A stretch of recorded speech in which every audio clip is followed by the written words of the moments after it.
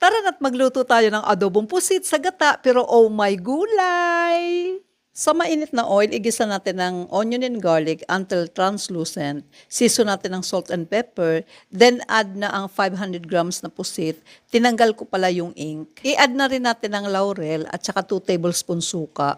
Add more if gusto mo ng mas maasim. Huwag mo nang haluin ng mga ilang seconds. Then after few seconds, ilagay na ang siling haba. Optional naman po yan. Then set aside muna natin ang pusit. Sa same pan, ilagay natin ang 200 ml na coconut cream. Isiso natin ang salt and ground black pepper. Pagkalahati na ang gata, ilagay na natin ang suntatsoy. Related po siya sa petsay or mustard. Pero pwede niyong i-replace ng petsay, spinach, or kangkong.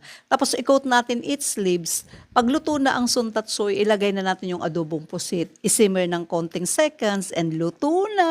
Ano pang inaantay nyo? Kainan na!